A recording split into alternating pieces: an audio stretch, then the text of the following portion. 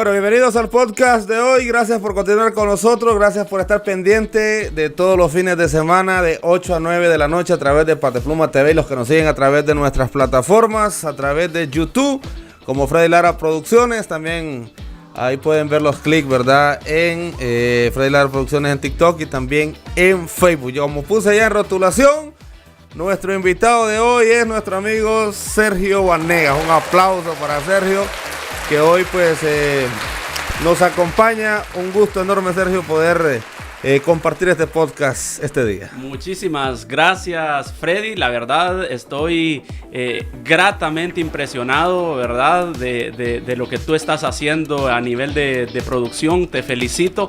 Ya estuve viendo algunas cosas que hiciste con este japonés que tiene más sangre hondureña que muchísimos de nuestros compatriotas. Ya supe que tú estás con él ahí produciendo mucho, así que estoy muy contento. Muchísimas gracias. Es al contrario, yo soy agradecido por estar aquí en esta noche para poder conversar de todo un poco, ¿verdad? Así que muchas gracias. Bueno, si de halago se trata, yo también estoy muy contento porque yo recuerdo desde muy pequeño escuchar hablar a Sergio Vanegas, una persona muy reconocida en la ciudad de Santa Bárbara.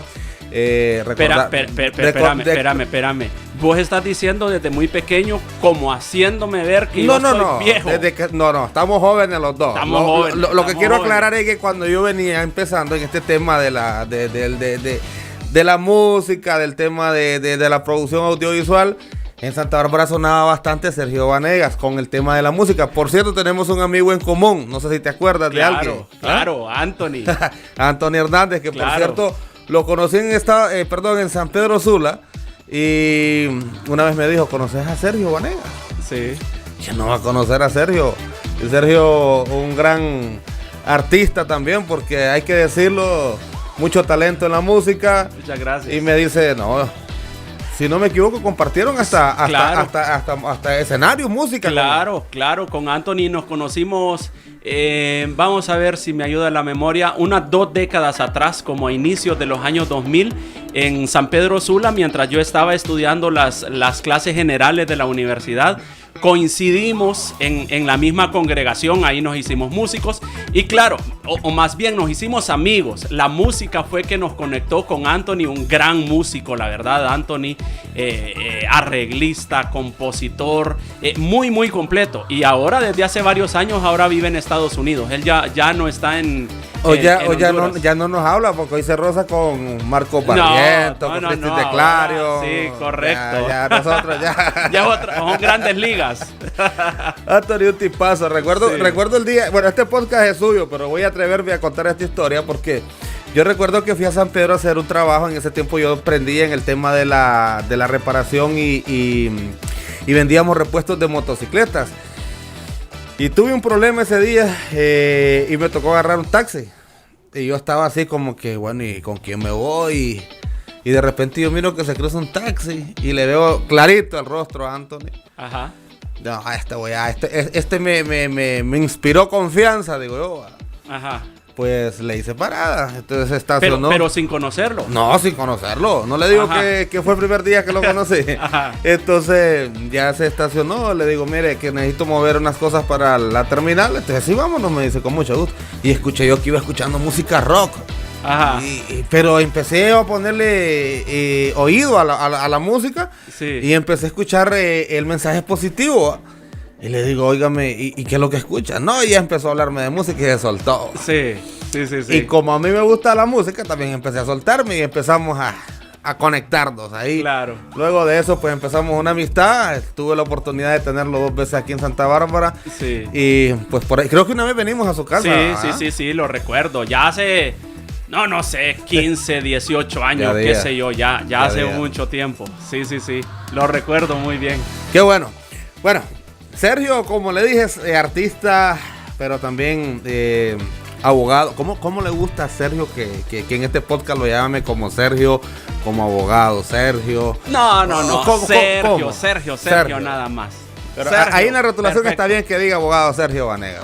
Está bien, pero Sergio está bien. Ok, Sergio, yo lo he invitado a este podcast porque hay muchos temas interesantes, temas de interés mundial. Y es bueno escuchar la perspectiva, ¿verdad? Los puntos de vista de cada persona. Y pues usted es una persona que también columnista de Diario La Prensa, si no me equivoco. Sí. Una persona con muchos conocimientos y como le dije atrás, vamos a hablar de halagos, ¿verdad? Y hoy pues quiero hablar de varios temas. Está bien. De varios temas que seguro a la gente le va a interesar, pero uno de los temas que ahorita está la gente, todo el mundo está preguntando sobre el fiscal general, ¿cuál es el punto de vista suyo como abogado y también como ciudadano de nuestro país? Bueno, realmente es una crisis institucional lo que vivimos ahora. No es algo sencillo, es algo, la verdad, complejo. Es una lucha de poderes. Realmente la política en su esencia, y digo la política como una ciencia como tal en el inicio, los grandes postulados aristotélicos de los grandes pensadores griegos, se entendía justamente la política como una lucha de poderes. Desafortunadamente, Freddy y todos los que nos ven a través de las redes, a través del canal de televisión, se ha degenerado la lucha política. La política como esencia es una lucha pero de ideas, no de puños. La política como esencia es una lucha de argumentos, no de pitoretazos.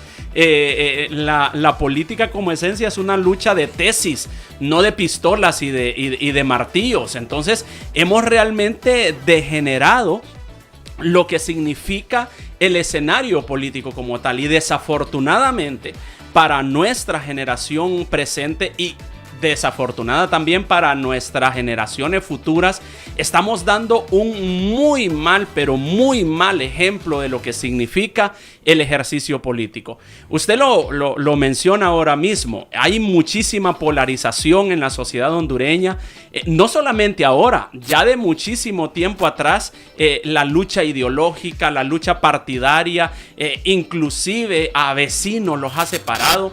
Y mucho más allá, a familiares dentro del entorno familiar, las luchas ideológicas los ha separado, los ha dividido como tal. Y uno de los temas vigentes hoy es la elección de lo que se denomina el fiscal general de la República y el fiscal general adjunto. La Constitución manda de que estos dos altos funcionarios del Estado deben de ser elegidos para un periodo de 5 años por el Congreso Nacional. Nosotros en Honduras tenemos básicamente dos tipos de elecciones.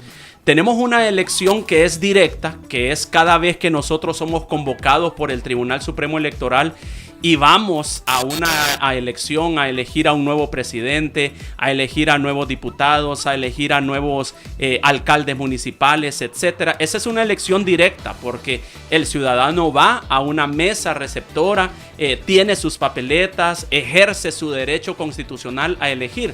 Sin embargo, la Constitución también prescribe, regula lo que se denomina elección de segundo grado.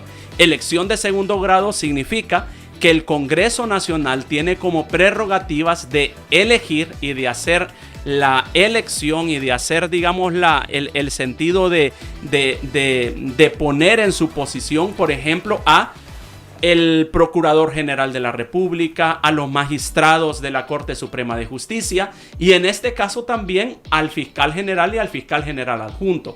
Por supuesto, estos altos funcionarios del Estado tienen una grandísima responsabilidad social, cultural, jurídica, constitucional en cuanto a la persecución penal de los delitos.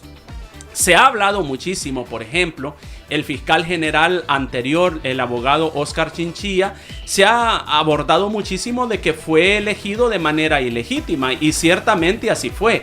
Fue elegido de manera ilegítima porque él no estaba dentro de los 5 candidatos que tenía la Junta Proponente en aquel entonces, en el año, quiero ver, 2017, 2016, más o menos por ahí hacia atrás. Sin embargo, estamos repitiendo la misma historia. Freddy, vemos desafortunadamente que en nuestro país no aprendemos las lecciones. Nos cuesta mucho aprender de que los errores políticos, los errores en cuanto a la violentación de la vida constitucional constituyen un atraso para el país, constituyen poner al país en un contexto de indefensión jurídica, de inseguridad jurídica. Y esa inseguridad jurídica, ¿qué es lo que trae? Bueno, muy baja inversión nacional, muy baja inversión extranjera. No es no es que vienen sobrando la inversión de Estados Unidos, de México, de China, de Corea por querer invertir acá, si están viendo de que hay un clima político demasiado tenso. Ahora lo que ha sucedido, la Constitución dice de que el fiscal general y el fiscal general adjunto deben de ser elegidos por 2/3 partes del Congreso Nacional. Eso significa son 128 diputados al Congreso, son 86 votos lo que se requieren para elegir al fiscal general. Ya hemos visto otra crisis en el hecho material, en el hecho práctico de que el Congreso nada más y nada menos tiene 2 meses sin reunirse. Imagínense usted, Freddy, imagínense 2 meses sin un parálisis legislativo prácticamente. Totalmente. Estamos hablando de una crisis institucional y estamos hablando de algo sin precedentes, ¿verdad? Estamos hablando de algo que no tiene razón de ser. Y todo por el hecho de que los partidos políticos no es tanto que no se ponen de acuerdo, sino que no dan el brazo a torcer. Es decir, el partido oficialista no quiere ceder, la gente de la oposición no quiere ceder. Entonces, en ese escenario tenemos lo que hemos visto en los últimos días de crisis institucional, incluso hasta la violencia física. Y ahora lo que ha hecho el Congreso Nacional a través de la junta directiva permanente como tal es hacer una elección interina. Vamos a ver si funciona esa estrategia del oficialismo como tal, si es una estrategia para alargar el tiempo, para dilatar el tiempo, por llamarlo de alguna manera, y seguir el proceso de negociación hasta elegir al titular, al que deberá tener, digamos, el momento constitucional para poder cumplir los 5 años al frente de la fiscalía. ¿O podría también ser una forma de presionar para poder elegir al fiscal general? Oh, totalmente. Es una forma de presión y es una forma de decir el oficialismo. Si bien es cierto, no tenemos la mayoría, pero aquí vamos a hacer lo que nosotros queremos hacer, ¿verdad? Y se impone de manera, lo digo con todo respeto, de manera arbitraria, porque así como fue ilegal la elección de don Oscar Chinchilla, desafortunadamente también es ilegal la manera en la cual está siendo electo de manera interina ahora el fiscal Zelaya. Como abogado, ¿qué se siente ver cómo se está violentando la Constitución? Porque usted lo ha dicho, no solo de ahorita, venimos desde atrás y el país está pagando las consecuencias por todo lo que está pasando. Es terrible. Mira, yo te quiero contar algo. Yo he tenido la experiencia desde hace unos 10 años atrás de también ser catedrático universitario, es decir, dar docencia universitaria. Y justamente, no sé si son azahares del destino, son casualidades y son asuntos que vienen en el destino de la persona, justamente cuando se dio la reelección inconstitucional y completamente ilegal en el periodo anterior, en la década anterior, y justamente hoy, tengo asignada en una de mis clases la clase de Derecho Constitucional. Yo les digo a mis alumnos, una cosa es, yo no los puedo venir a engañar aquí a la cátedra a ustedes, yo no les puedo venir aquí a pintarles un cuadro, digamos, como un jardín de rosas a ustedes y que el Estado funciona de manera perfecta y que el Estado funciona de manera como el ciudadano piensa. Realmente no lo es. Solo miremos las noticias y vemos violentación absoluta al orden constitucional. Lo dije en aquel momento a mis estudiantes en el año 2017. Y estos días me ha tocado volverlo a repetir a una nueva generación de estudiantes. Vean lo que está sucediendo en el Congreso Nacional, vean lo que sucede en el entorno político. Vemos que el texto constitucional desafortunadamente no es respetado. Somos expertos y somos número 1 y tenemos quizás el ranking de los más altos en el top 10, desafortunadamente, de violentadores del orden constitucional. Y de esa manera, pues es muy difícil que un país avance. Yo creo que el cimiento de desarrollo de un país es el respeto a la ley. Y se estanca. Pero, ¿qué expresan los alumnos en este caso de la situación, Sergio? Bueno, realmente lo que ellos expresan es muchísima insatisfacción. Y muchas veces, y lo debo de decir de manera abierta, mucho sentido de tristeza y de preguntarse, ¿valdrá la pena estudiar lo que estoy estudiando? ¿Valdrá la pena desvelarme estudiando la Constitución, estudiando el Código Civil, estudiando el Código Penal, estudiando el Código del Trabajo, si ya en la práctica veo otra cosa, si ya en la práctica veo otro escenario de violentación? Bueno, yo les digo, ustedes pueden ser parte de una generación de cambio, ustedes pueden ser parte de un antes y un después, ¿verdad? Porque también debemos de decirlo, no debemos tampoco cruzarnos de brazo y decir esto no tiene solución, aquí nos morimos, esto no tiene esperanza y esto no tiene ningún tipo de arreglo, porque eso sería como demasiado fatalista como sociedad. Yo creo que la esperanza no la debemos de perder, pero no una esperanza utópica, simplemente estar soñando por estar soñando, sino también forjarnos para ser agentes de cambio. ¿Y dónde comenzamos ese agente de cambio? Yo les menciono a mis estudiantes en la universidad y lo voy a compartir con la gente que te sigue en las redes sociales y en la televisión. Decía un gran líder en el tiempo de la Segunda Guerra Mundial, un gran general del ejército de Estados Unidos: si quieres cambiar el mundo, comienza por arreglar tu cama cuando te levantes en la mañana. Qué gran lección esa. Es decir, muchas veces nosotros queremos cambiar al mundo, queremos cambiar a medio mundo, pero no somos capaces de hacer incidencia ni siquiera en nuestra casa, ¿verdad? Sacando la basura, arreglando la cama, haciendo los arreglos muy, muy puntuales, y queremos cambiar el país cuando realmente, comenzando por nosotros mismos, tenemos falencias. Entonces, realmente es un desafío social, es un desafío para todo mundo, ¿verdad? Porque esto no se trata de que va a venir un político, o va a venir un presidente, o va a venir un diputado y que va a traer una varita mágica y ¡plin! Y ya todo cambió de la noche a la mañana. Seríamos muy ingenuos pensarlo así. Yo creo que este es un movimiento social. Todos y cada uno debemos estar comprometidos en un cambio positivo en el día a día. Hay muchas personas que se preguntan qué va a pasar con todo lo que está sucediendo. Ya la gente ya no mira las transmisiones del Congreso Nacional para poderse informar de algunas mociones que los padres de la patria, como se les ha llamado, sí, sino que la gente ya está pendiente de ver los relajos y todas esas cosas, porque también se ha despertado un morbo, y ese morbo como que entretiene a la población hondureña. No, pero la gente pensante se preocupa y dice, ¿qué está pasando? No, ¿A qué estamos encaminando? Totalmente, es un túnel, ¿verdad? Es un callejón sin salida.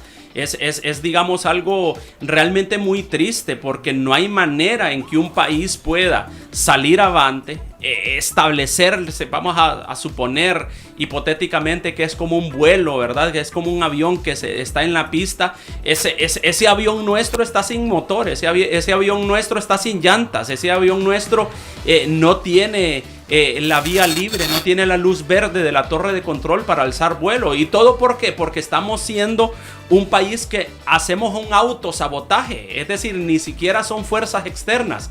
Somos nosotros mismos los que nos establecemos un sentido de autosabotaje, porque no tenemos una visión común.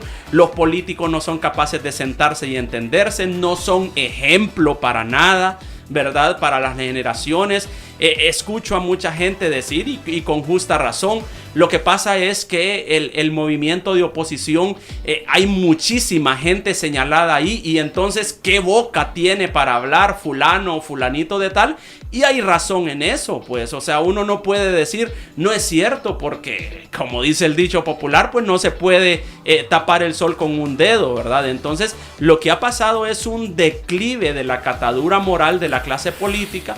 Entonces, ese declive de la clase política como tal hace que no confiemos en nadie. Entonces la gente ya no confía en el político, la gente ya no confía en el escenario de la fuerza de la institución política. Le preguntamos por un diputado, es un ladrón. Le preguntamos por un ministro que no sirve, que está para robar. Le preguntamos por la figura en la presidencia de la República, que tampoco. Le preguntamos que por el alcalde municipal o la alcaldesa, y siempre hay un señalamiento, siempre tenemos dudas. Pero esas dudas, hay que decirlo, los políticos se la han ganado. O sea, hay mucha razón de dudar, porque nos han desilusionado por demasiado tiempo y nos han desilusionado a granel, ¿verdad? Entonces es bastante complicado, sobre todo también la generación joven, la generación así como tú y yo, pues, jovencitos. Cipotíos. Cipotíos. ¿Verdad? Que un muchacho de 20, 21, 22 años esté plenamente comprometido con una visión política. Ese muchacho no cree en eso. Ese muchacho no cree en un discurso político. Ese muchacho no está matriculado con una institución política como tal. Entonces es bastante complicado y es bastante complejo, la verdad, la vida política en el país. Bueno, y es que eso también es interesante lo que ha mencionado Sergio. Ya el joven, la generación Z, hablemos de la generación Z, ya ellos están conectados en otras cosas. Totalmente. En la tecnología. Sí, están en otro mundo. Cómo me pego en TikTok, cómo me pego en Instagram y todas esas cosas. Totalmente. Pero todavía existe una parte de la población que está peleando, que está perdiendo la sensibilidad humana, que no le importa agarrar una piedra, un vaso, lo que sea, y se lo lanzan sin faltar al respeto. Óigame, antes solo con pasar al frente de alguien, Sergio, tenía que pedirle permiso. Las culturas, las costumbres, todo eso se está perdiendo debido a lo que estamos viviendo políticamente. Totalmente, y es un declive general. O sea, no solamente estamos hablando a nivel político, a nivel institucional. Bueno, tendríamos que hacer unos 3 podcasts más para hablar, por ejemplo, de la crisis en la familia, de los crisis de valores, de los crisis éticos, de las crisis morales. Es decir, y todo eso, ¿sabes qué, Freddy? Son como ríos, como afluentes. Viene, por un lado, la corriente de la crisis ética. Luego viene la crisis moral, luego viene la corriente de la crisis política, la crisis cultural, la crisis sociológica, la crisis económica. Y luego hacemos de todo eso, hacemos un collage, hacemos un sentido unitario y eso nos provoca una gran tormenta. Eso es luego crear el escenario para la tormenta perfecta, ¿cierto? Entonces es bastante complicado poder, digamos, observar y poder abordar soluciones en un mismo sentido. Es decir, no podemos y no puede el Estado pretender resolver los asuntos institucionales o los asuntos sociales como una sola vía. Es un asunto estructural. Es cuestión de ver también a la escuela, es cuestión de ver al barrio, es cuestión de ver a la familia, es cuestión de ver los núcleos sociales de nuestras comunidades. Tú lo mencionaste, ¿verdad? Asuntos como muy prácticos, muy cotidianos. El muchacho hoy no pide permiso para andar pasando. El muchacho pasa con su teléfono y si te quitaste bien y si no, pues mala suerte, ¿verdad? Antes, por supuesto, no era así. Era un sentido de respeto, de cortesía, que animaba, pues, y que establecía un sentido de control social en nuestras sociedades. Y eso es relacionado al tema porque es la falta del respeto a la Constitución, a lo que los padres de la patria han sometido a nuestro país, de no respetar, pues, y de cambiarlo todo. ¿A qué nos acercamos desde su punto de vista, Sergio, como profesional? ¿A qué nos lleva toda esta crisis? Bueno, la verdad sería como muy difícil decir a dónde nos lleva la crisis, pero realmente yo podría decir que una crisis no resuelta nos puede llevar a una crisis mayor. En otras palabras, esto está parecido como cuando una persona tiene una dolencia y esa persona quiere, digamos, simplemente estarse tomando una pastillita y dice, no, es que no me duele, no, es que no quiero ir donde el doctor, no, es que no me quiero hacer este examen, no, es que no quiero pasar por este procedimiento médico y se niega. Yo creo que uno de los grandes problemas que tenemos como sociedad es negar que existe la crisis. Es decir, ser negacionistas y decir aquí todo es un jardín de rosas y aquí todo está planteado bien y usted por qué no habló en los últimos 12 años y luego comenzamos el señalamiento, ¿verdad? Y luego comenzamos a dejar tener ideas y comenzamos a señalar a la persona. No, pero es que usted dijo esto. No, pero es que usted, mire, usted tenía esto, usted tenía lo otro. Entonces, y se van a Facebook y empiezan a buscar posteos. Y ya después ya el asunto ya comienza más mediáticamente por las redes sociales. Entonces ya la gente ya comienza a ver, ¿verdad? El posteo y ya comienza, incluso la gente extraña que no tiene nada que ver. Yo he visto comentarios aquí estoy riendo, me dicen, no tengo nada que ver en esto, pero aquí me vine a divertir. Mañana regreso otra vez. O sea, hemos llegado a un sentido tan superficial de ver los asuntos del país, ¿verdad? Y de tomar conciencia de eso, que yo creo también que mucha de la responsabilidad la tenemos los ciudadanos. No toda responsabilidad es de la clase política como tal. Mucha de la responsabilidad es de nosotros los ciudadanos, porque no nos formamos, porque no tenemos cultura política, porque no le exigimos al alcalde, porque no le exigimos al diputado, porque no tenemos una voz beligerante de pedirle cuentas a esa persona y decirle, mire, usted tiene que responder a las exigencias sociales, económicas, culturales que tiene esta comunidad como tal. No, simplemente creemos que la democracia es ir cada 4 años a una institución, a un centro de votación para ejercer nuestro derecho constitucional a la elección, pero después nos desentendemos. Y es más, no nos desentendemos de manera correcta, sino que comenzamos esa lucha visceral que estamos hablando ahora, ¿verdad? Y lo llevamos al plano personal, ¿verdad? Y llegamos al insulto y llegamos al señalamiento ya en el plano personal, en lugar de hacerlo en el plano de las ideas, en el plano de los argumentos, en el plano de las tesis, que al final de cuentas es la estructura sobre la cual se desarrolla la ciencia política. Todo esto,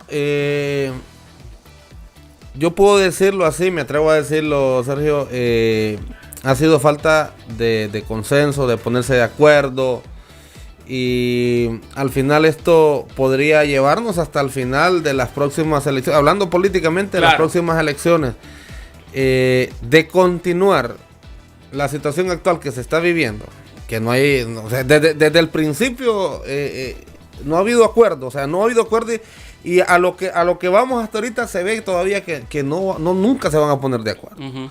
Esto podría permitir de que haya desmotivación por parte de la generación Z, que ya lo tocamos, y por parte de mucha población también, en poder ir a elegir nuevamente participar, autoridad. Claro, ¿sí? Totalmente. El abstencionismo muchas veces se convierte en los ejercicios electorales nuestros en el más grande partido político, si podemos decirlo así.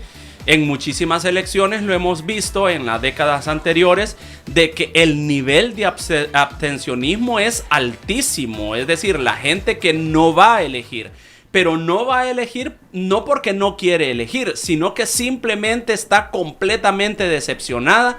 Esa gente está completamente desilusionada del entorno político y dice, no tiene ningún sentido de que yo vaya a elegir, porque al final de cuentas lo que yo elijo no lo van a respetar. Al final de cuentas lo que yo quiero decidir, eso lo van a mover en la mesa. Es decir, es tan complejo el sistema y está tan engranado de corrupción como tal, que no creemos en las instituciones como tal.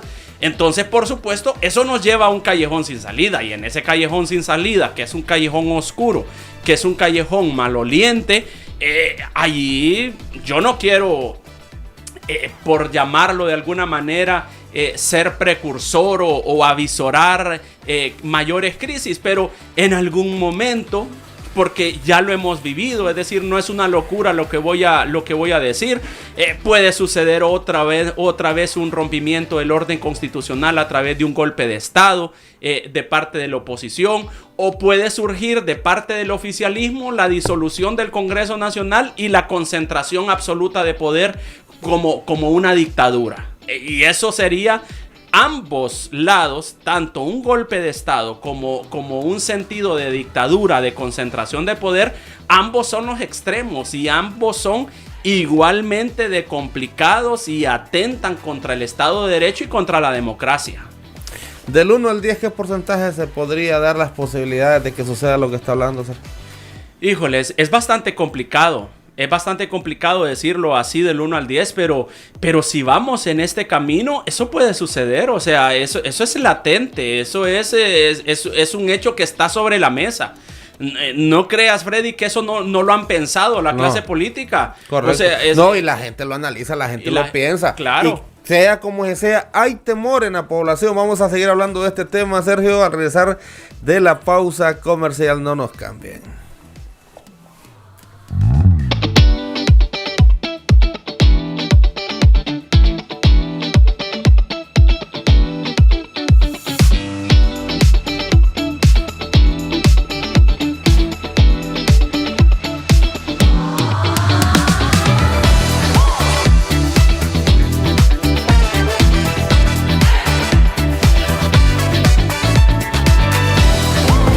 Bufete Lanza y Asociados le brinda una verdadera solución a todos sus problemas legales. Especialistas en materia penal, civil, laboral, administrativo, asesorías legales y más. Bufete Lanza y Asociados les atiende en Barrio Abajo, una cuadra al norte, atrás del Mercado Municipal de la ciudad de Santa Bárbara, en horario de 8 de la mañana a 5 de la tarde. Bufete Lanza y Asociados, con más de 50 años de experiencia, responsabilidad, prestigio y confianza a su servicio.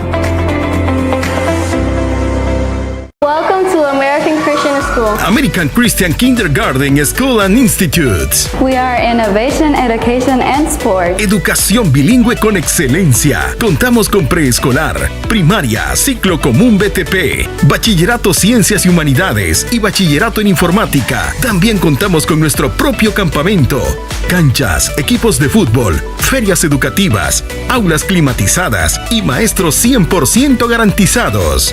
Be part of our family. Estamos en Barrio Llano del Conejo, salida a Tegucigalpa, atrás de Pollo Patepluma.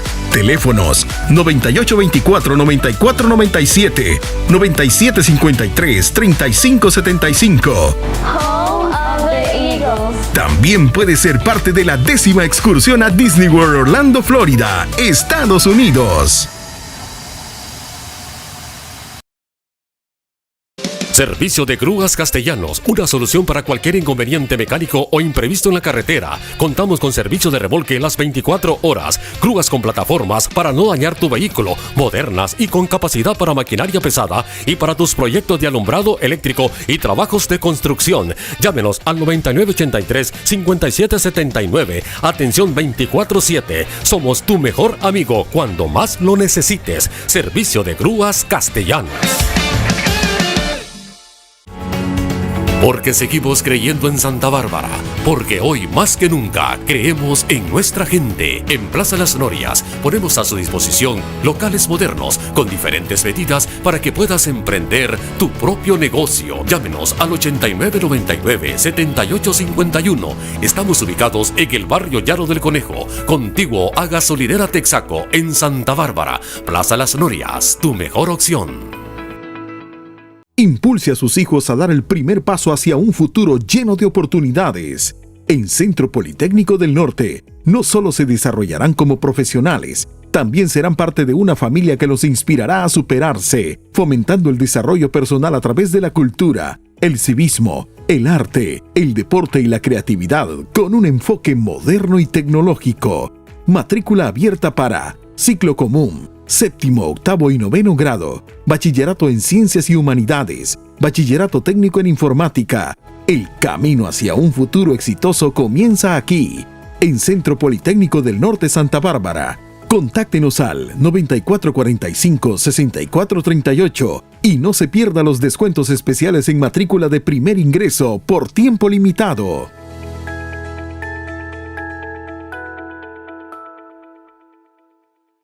Aficionados que viven la intensidad del fútbol, ahora podrás vivir la emoción de los partidos del equipo de tus amores. Real Juventud, el mimado de los Patepluma. Sigue de cerca nuestras transmisiones. Búscanos en YouTube como Real Juventud TV, también en Facebook. Contrata tu espacio publicitario y apoya al equipo de tus amores. Escríbenos o llámanos al 9494-8486. Somos Club Deportivo Real Juventud, el mimado de la afición Patepluma.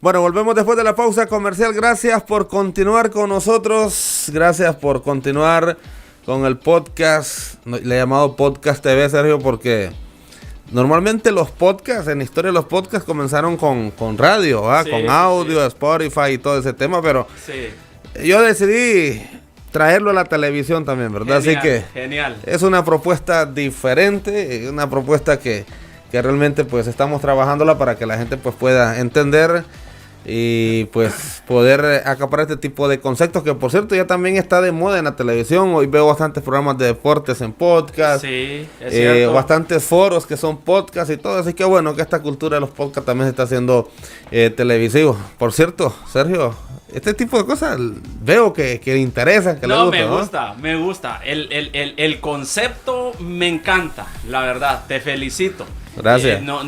Yo creo que eres pionero en la televisión aquí en Santa Bárbara. Yo no había visto aquí en Santa Bárbara el concepto de podcast. Ha sido más a lo tradicional, ¿verdad? Sí. Pero sí, por supuesto, me encanta mucho el podcast en Spotify.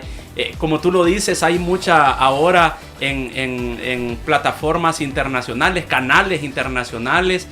A nivel nacional es poco lo que he visto. Ha sido más a nivel internacional. Sí. Programas deportivos, así que excelente, te felicito. Qué bueno. Y ojalá pues, yo lo he dicho, siempre he querido apoyar, ¿verdad? Yo sé, Sergio, que a veces nos atrasamos metas y las vemos difíciles. Yo hace muchos años que era más hipote todavía. Yo deseaba tener un estudio, un home studio. Hoy pues Sí. Dios me ha dado la bendición de tenerlo. Y antes deseaba oportunidades y no las tenía. Entonces Sí. este estudio pues está a la disposición de todas aquellas personas que también, porque que yo sea el pionero, que yo tenga este podcast no quiere decir que yo quiero hacer podcast. No, más bien este estudio, toda esta logística está a la disposición para gente que quiera hacer un podcast, digamos. En el caso yo sé que hay gente que le gusta hablar de temas espirituales, de iglesias, hay gente que le gusta hablar de temas de medicina, y los podcasts son para eso, ¿verdad? Para que la gente pueda. Totalmente. Bueno, pero ya saliéndonos un poquito del tema y volviendo a lo que estábamos hablando, este tema de un posible golpe también es algo que no se ve en el cielo, pero que sí preocupa a la población, ¿sabes? Es latente, es latente la verdad. Es decir, no podemos cerrar los ojos y no podemos creer que vivimos en un estado de derecho perfecto. Las debilidades en la democracia y la democracia como tal siempre está en peligro. Así lo decía un expresidente de Estados Unidos. La democracia siempre está en peligro. Así que no es que quiero alentarlo. No. Yo quiero no es que aclarar. Nadie quisiera también. A estas alturas en Honduras no es conveniente. No, para nada. No es que yo quiera. No vaya a decir usted. Ahí dijo Sergio Vanegas en el podcast de Freddy Lara que alentando un golpe de estado. No, nada que ver. Solamente es tratando de visualizar un poco, ¿verdad? Y de ver un poco el horizonte. Perdón. En el sentido de que si tenemos nubarrones, si tenemos, digamos, una tormenta, pues en algún momento el granizo va a comenzar a caer. Es un asunto complicado, ¿verdad? No es algo que lo queremos, no es algo que es conveniente para el país, para nada, para el Estado de Derecho, para la cultura jurídica, para la inversión nacional y extranjera, pero vemos una polarización política, vemos un sentido de crisis política permanente. Es decir, en nuestro país, Freddy y televidentes de la televisión, de las redes sociales, desafortunadamente ya llevamos muchísimos años de crisis permanente. Aquí estamos en un fuego permanente. Aquí esto como que no hay bombero que pueda apagar el fuego de la crisis política, ¿verdad? Y siempre estamos viendo y ahora qué va a suceder y siempre estamos con ese sentido de zozobra y qué va a suceder mañana y qué va a suceder esta noche y qué va a suceder, habrán elecciones el 2025, todo ese tipo de cosas nos preguntamos y desafortunadamente eso trae tanta inestabilidad que el ciudadano como tal. Yo vi algunas encuestas, o más que encuestas, unas estadísticas hace un par de días y me resultaba bastante interesante el hecho de saber de que muchísima gente en Honduras respondía a la siguiente pregunta: si usted tiene la posibilidad de emigrar a otro país, ¿lo hace? Mira, Freddy, el 60% de los encuestados respondía sí, me voy sin pensarlo dos veces si yo tuviera la oportunidad de emigrar a otro país. Eso significa, por supuesto, que no es tanto que se quieran ir, es un asunto complicado lo que estamos viviendo hoy. Es decir, la persona, el ciudadano común, el ciudadano de a pie, ve que la canasta básica tiene un precio bastante alto, que no tiene los ingresos necesarios, que no hay seguridad jurídica, que no hay medicamento en los hospitales. Es decir, todo se ve bastante complejo y todo eso es resultado de una mala gestión política. Lo que vivimos hoy, yo quiero ser bastante honesto y claro en eso, no es culpa exclusiva del partido de gobierno, es un sentido de lastre, de arrastre que se viene de los últimos años. Por supuesto, y también lo he escrito en algunas columnas en el diario La Prensa, yo creo que también es parte de la responsabilidad de los entes gobernantes ya de dejar de ver el retrovisor. Ya ese discurso de los 12 años atrás, sí, ya cansó a la población, sí, ya no es vigente, es decir, ya no tiene cupo, ¿verdad? Es decir, si sabe lo que va a hacer, pues hágalo. Si tiene una visión de país, pues hágalo. Si tiene una visión para el departamento, hágalo. Ya eso es como estar llorando en la leche derramada, ¿cierto? Y eso, sinceramente, no nos va a llevar a ningún lado. Yo voy a decir algo, interrumpiéndolo, Sergio, que quizás a muchos no les va a gustar, pero es la verdad. Libre trabajó para ganar, pero no trabajó para gobernar, y es lo que hoy estamos. Sí, parece. Yo estoy de acuerdo con eso que tú estás diciendo. Aparentemente, por lo que vemos ahora, eran una muy buena oposición. Es decir, tenían muchísima fuerza política, social en las calles y mediáticamente y socialmente eran una muy buena oposición, señalando al partido de gobierno. Pero ya cuando se vieron al mando del timón es como que, hey, ¿ahora qué hago, verdad? Y ya como sacado de onda, y cómo hago el cambio, y cómo hago primera, y cómo meto segunda, y cómo meto tercera, y como que se nos atasca el vehículo, y como que no sabemos exactamente la dimensión a lo que estábamos. Yo creo que ahí toma justa razón algunas expresiones de algunos politólogos que mencionan a nivel, digamos, de textos académicos, de que el que se postula, el que tiene el sentido de postularse a un cargo de elección popular, es porque de antemano sabe sí, y conoce cuál es la solución a este problema. Tiene identificado, tiene diagnosticado este problema, pero desafortunadamente no es lo que estamos viendo. Pero bueno, también hay que reconocer, Sergio, lo que ya también manifestamos, las malas administraciones que han pasado por el gobierno en los últimos años. O sea, estamos los hondureños pagando consecuencia de los políticos, y que el tema aquí es ¿a dónde vamos a llegar? ¿A dónde va a terminar todo esto? ¿Qué va a pasar con Honduras? Si no me equivoco, Bill Gates hizo un comentario de que Honduras podría desaparecer en el 2050. Sí. No solamente Bill Gates, hay otros autores, Yuval Noah Harari, un autor judío, digamos, de ascendencia judía, que ha escrito muchos libros. Eso me preocupa. En la actualidad, dicen que en porque algún momento... como vamos, esta gente podría estar o tener la razón. Es decir, como un estado fallido, como un estado que no se puede gobernar a sí mismo. Es decir, un estado... Y perdón la expresión y la comparación, como Haití, ¿verdad? Y no es que quiero ser yo peyorativo, despectivo. Ya nos comparan con Haití. Ya nos comparan. Es más, dicen que estamos peor que Haití. Sí, es decir, ya un sentido de ingobernabilidad, que nadie manda, que es la ley del más fuerte, que es la ley de la selva, ¿verdad? Entonces, ese sentido de ingobernabilidad, pues trae un estado fallido, un estado que ya no se puede gobernar a sí mismo. Bueno. Estos temas a algunos les gusta, a otros les molesta, porque cuando nos ponemos la bandera en el lomo y estamos tocando al que nos agrada, nos molesta y toda esa cosa. Pero para eso son estos podcasts, para hablar de todo. Y yo sé que mucha gente también, ¿verdad? Que tiene su propio punto de vista. Y es válido. Todas esas cosas. Claro, es válido. De todo lo que estamos hablando y todo lo que está pasando, se tocó un tema muy importante que también lo quería tocar, sobre el tema de la inmigración.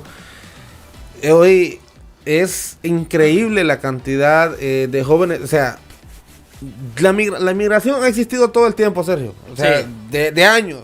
Totalmente. Pero hoy la migración se ve en jóvenes. En niños.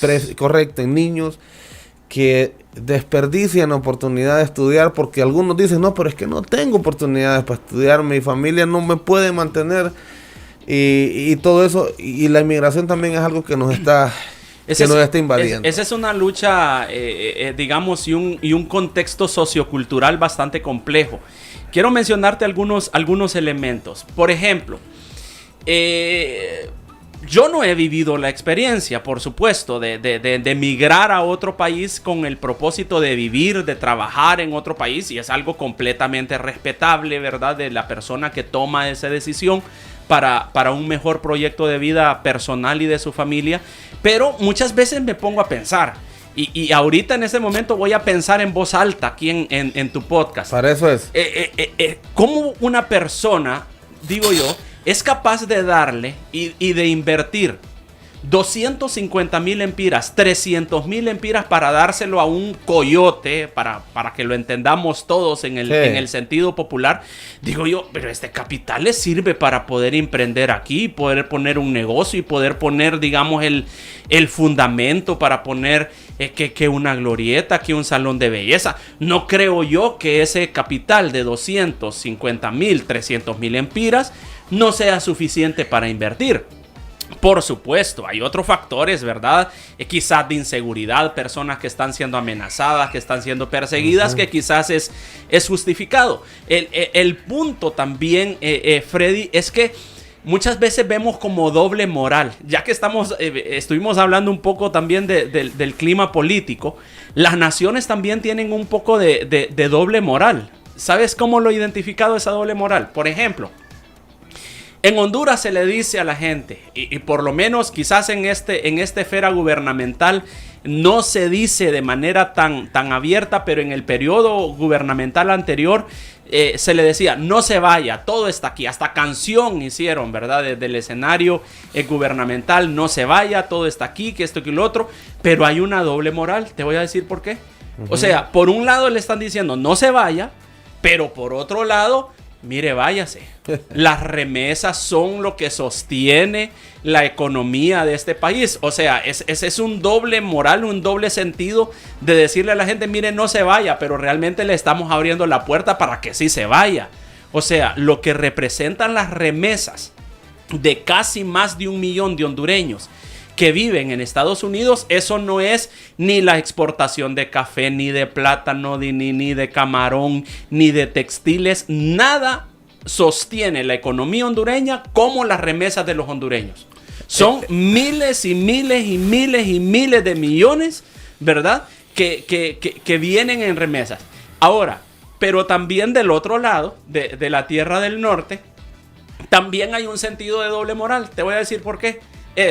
No venga, el camino es peligroso, no se arriesgue, pero también sí véngase, porque es una mano de obra barata, ¿verdad? Que nosotros le podemos pagar lo que nosotros queremos. Usted va a hacer un trabajo que nuestro ciudadano americano no quiere hacer. Entonces, ese discurso de no venga no es tan convincente. También conlleva, sí, hombre, véngase. Si usted puede venirse, políticamente le decimos no se venga, pero si se puede venir, véngase. Porque lo que usted nos va a dar acá, lo que usted nos va a producir acá, lo que usted nos va a dar con su fuerza de trabajo en el campo, por ejemplo, cuántos miles y miles de inmigrantes hondureños, mexicanos, salvadoreños son los que sostienen la economía de muchos estados de Estados Unidos en cuanto a la agricultura, la siembra, la construcción, la jardinería, la jardinería, etcétera, ¿verdad? Todo ese tipo de trabajo que muy difícilmente un ciudadano americano no lo va a hacer. Y el último, espérame, y el último punto que quiero decirte aquí, porque si no se me ve el pájaro, espérame, es este. Pero también eso genera un problema. Te voy a decir por qué. Vamos a ver. Yo, obviamente, aquí no voy a mencionar ningún nombre de ninguna institución para nada. Pero en alguna oportunidad yo vengo en un automóvil y miro una fila en una institución, una fila pero asombrosa, que salía a la calle. Por cierto, los lunes, vaya. Bueno. Y llegaba como a media cuadra y yo digo, ¿y esto qué es? Sí. O sea, ¿qué es esto? Y ya le pregunto a la persona que había alguna reunión de alguna iglesia, alguna reunión política o no sé qué era. Y ya me dice, es que están cobrando remesas. ¿En serio? Le digo yo, sí, me dice, y están cobrando remesas. Y entonces digo yo, wow, o sea, pero muchas de esas personas, no es que yo quiero señalar ni quiero ser ave de mal agüero o ser una persona que juzga, pero también son las realidades, Freddy. Mira, muchas personas están cruzados de brazos en nuestro país, en una hamaca, solamente esperando la remesa del papá, la remesa de la mamá, la remesa del primo, y no se preocupan por producir. Lo que les preocupa es a qué horas me manda el primo para comprarme el nuevo iPhone. No les importa volarse a filas. No, eso es nada. Eso estar es el lunes. Cuando cae. Eso está como aquel meme, ¿va? Que dice aquel meme en Facebook. Qué nervio, dice. Está pronto por llamarme mi primo para darme la clave. Ando la cédula, dice, aquí en la bolsa por si se me atraviesa una remesa. Bueno, Sergio, interrumpiendo un poco, el tema es, la gente está emigrando, se va a buscar oportunidades porque en el país no siente oportunidades. Allá va a vivir otra realidad. Actualmente la emigración no solo es Estados Unidos, hay mucha gente que está yendo para España y hay que decir la verdad. Hay mucha gente que se está yendo para España, aún para Estados Unidos, y no hay oportunidades de trabajo. La pandemia y todo lo que ha ocasionado, todo esto que ha vivido el mundo, esto está generando una crisis económica mundial, Sergio. Totalmente. Y la gente va allá a fracasar. Yo conozco mucha gente frustrada en otros países. Gente que está sufriendo, que quiere ahorrar el dinero para venirse nuevamente para el país. Totalmente. Porque invirtió lo que mencionábamos ahora mismo, claro, ¿verdad? Invirtió X cantidad de dinero para poder moverse, irse a España, irse a Estados Unidos, y luego allá se fue a encontrar con un escenario que él no creía encontrar. Sí. Se creía que era todo facilismo, que iba a encontrar trabajo de entrada, o que iba a encontrar un trabajo de su agrado, ¿verdad? De lo que a él le gusta, o de lo que él quiere, o de lo que ella quiere, y realmente es otro asunto, es otro escenario como tal. Entonces, por supuesto, eso conlleva ya otros elementos, ¿verdad? El elemento de la insatisfacción, el elemento de la frustración, el elemento de meterse en circunstancias de dinero fácil, que no necesito aclarar, ¿verdad? Porque tu audiencia es demasiado inteligente y sabe a lo que me refiero. Y ya se va diciendo al dinero fácil. Bueno, ¿y de qué manera puedo yo mejorar acá, ¿verdad? Porque no es lo que yo esperaba encontrar. Entonces, es bastante complejo, la verdad, el tema de migración. Si bien es cierto, es un derecho consagrado en la Declaración Universal de los Derechos Humanos. Las personas tenemos derecho a emigrar y de movernos a cualquier país, aunque si bien es cierto, también los países, siendo soberanos, tienen la posibilidad de establecer digamos, sus políticas migratorias, pero muchas veces no es el escenario que la persona espera. Muchas veces hay mucha gente frustrada que el primo, se van a expensas del primo, y ya el primo, hey primo, aquí te estoy llamando desde el aeropuerto de Madrid, y el primo ya no le contestó el teléfono, ¿verdad? Y ya se vio desamparado, y ya es otra persona, ya la persona ya no lo está recibiendo, y eso trae otro tipo de complejidades. Bueno, y eso pasa. Eso pasa hasta en las mejores familias. En otros países, pues, el que no se defiende solo, sufre. Totalmente. Sufre. Este podcast se hizo como que si fueran 10 minutos. Ya terminamos. Ya estamos por terminar, pero también hay un tema importante. Yo cuando le digo, voy a invitar a Sergio porque quiero hacer un podcast, ya días he tenido la intención de quererlo hacer, Sergio. Sé que sus ocupaciones son muy, muy complicadas, pero qué bueno que se dio la oportunidad. Y ojalá que no sea el primero ni el último, sino que podamos tener otro podcast, porque hay bastantes temas de cuáles hablar. Sí. Este tema de la migración es un tema muy importante. Yo le aseguro que si yo habilito las líneas telefónicas aquí y comenzamos a leer todos los comentarios que están ahí posteando en las plataformas, es algo que no nos va a ajustar el tiempo. Totalmente. Pero venimos de crisis en crisis, empezamos con una crisis política del país, venimos de la crisis de salud del COVID-19, hemos atravesado, los hondureños somos de hierro, como dijo alguien, va de hacha y machete, Sí. hemos aguantado tantas cosas, pero también el mundo atraviesa una guerra mundial, una guerra que también pues mantiene al mundo en preocupación, y todas esas cosas que realmente pues están pasando, ¿verdad? Me gustaría también que podamos hablar, que sea unos 5 minutos, porque ya estamos cerrando. Claro. Sobre lo que está pasando, porque todo esto, vamos a llegar al grano. O sea, todo esto es bíblico, todo esto que está pasando, Claro. es algo que está en las Sagradas Escrituras, y que realmente pues tenemos que tomar conciencia, Claro. también, y tener un acercamiento. Claro, no es que yo quiera mostrarme como religioso, pero es la verdad lo que está pasando. Tú lo has dicho, ese es un cumplimiento profético, ¿verdad? De las Sagradas Escrituras. Y esa ha sido una lucha intestinal, por llamarlo de alguna manera, no de ahora, ya de miles de años hacia atrás, en cuanto a la confrontación judía-palestina como tal, ¿verdad? El pueblo de Israel, el Estado de Israel ha tenido, digamos, vicisitudes, crisis políticas, crisis bélicas, realmente de manera permanente. Realmente el Medio Oriente como tal, esa zona del mundo del oeste asiático, ha sido un escenario y una tierra de lucha y de un estado bélico de manera permanente. Es decir, esa gente... Y lo digo con todo respeto, no conoce una temporada de plena paz. Siempre hay una confrontación, siempre hay una lucha violenta, ¿verdad? Y bueno, el Estado de Israel, para poner un poquito el contexto de la gente que nos ve a través de las redes y la televisión, el Estado de Israel fue creado, digamos, en la parte contemporánea, es decir, en el momento contemporáneo que estamos nosotros ahora, en el año de 1948, por una resolución de la Organización de las Naciones Unidas, se crea el Estado de Israel como el Estado moderno, como lo conocemos hoy. En ese momento, por supuesto, Israel siendo rodeado por enemigos, ¿verdad? Todos los estados árabes, todos los países musulmanes, pues obviamente no quedaron de brazos, y comienza entonces esa lucha de por qué reconocer al Estado de Israel y no reconocer al Estado de Palestina. Eso justamente es el contexto histórico y es el antecedente de lo que estamos viviendo hoy, ¿verdad?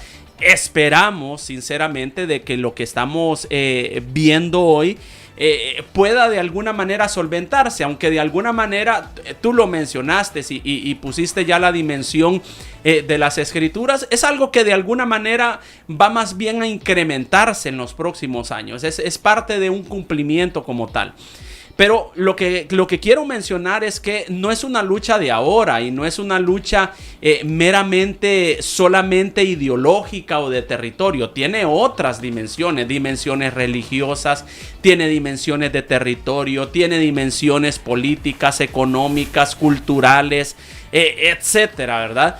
Luego, en el año de 1967, se dio lo que se denominó en aquel momento la guerra de los 6 días, en los cuales muchos ejércitos iraníes, iraquíes, de Jordania, todos los países, digamos, que rodean al Estado de Israel, atacan a Israel, y de manera, digo yo, y utilizando este verbo, sobrenatural, Israel sobrevive, y Israel, digamos, vence a los enemigos. Y así sucesivamente a lo largo del tiempo han venido ataques de manera permanente. Tú lo sabes, yo soy creyente de las escrituras y estoy de acuerdo, por supuesto, de que el Estado de Israel y el pueblo de Israel es el pueblo, digamos, escogido por Dios. Pero también políticamente eso no me hace ser cegado y creer que son unos santos ahora. Sí me explico en el nivel político ahora, ¿verdad? O sea, hay muchísimo sentido de error. hemos visto barbaries, porque al final de cuentas la violencia no tiene color político, la violencia no tiene bandera de un país. Es absolutamente lastimoso ver niños que se quedan huérfanos, niños palestinos que de la noche a la mañana ya no tienen a sus padres, niños judíos, hebreos que se quedan sin su papá, sin su mamá. Entonces realmente como dice alguien por ahí, hasta cuando nos demos cuenta de que la guerra es al final de cuentas también un negocio de alguna manera, porque es una forma de expansión geopolítica, es una forma de digamos tener más poder, y es una forma, como decía alguien en una red social que leí hace poco, es el rico o el poderoso mandando al débil a pelear una batalla que él no estaría dispuesto a ir a pelear cuerpo a cuerpo. Entonces, en esa medida es bastante complejo. La comunidad internacional pues ya ha tomado posturas. El resto de los países árabes pues por supuesto tienen una afinidad con el Estado palestino. Y luego también por supuesto Estados Unidos, países de Europa tienen afinidad con el Estado de Israel. Vamos a ver si la comunidad internacional es capaz de poder de poder, digamos, llegar a un acuerdo político y de establecer un cese al fuego. Algo que es bastante complejo, y es bastante complejo poder discernir en qué momento va a terminar. Lo podemos observar. Alguien podría haber dicho en algún momento hace 2 años, no, esa invasión de Rusia a Ucrania solamente son unos 2 meses y ya llevamos 2 años y esa guerra no termina. Es decir, no podemos dimensionar en qué momento se habrá de terminar el conflicto bélico que ahora estamos viendo. Bueno, como les dije, uno queda como picadito, querer seguir hablando de estos temas, Sergio, pero lastimosamente pues hemos llegado al final de este podcast. Nos hemos pasado unos minutitos, agradecidos. Ojalá que por ahí quede chancecito nuevamente. Claro que y sí. Podamos hacer otro, ¿verdad? Claro que sí. No, te agradezco mucho. Me encanta este concepto, la verdad, te felicito. Y bueno, toda la gente que te ve a través de las redes sociales, a través de la televisión, pues a compartir, ¿verdad? Lo que tú estás haciendo. Muchas gracias por la invitación. Perfecto. Feliz noche, que descansen. Gracias a Patepluma TV también por el espacio. Aquí cerramos este podcast con Sergio Vanegas.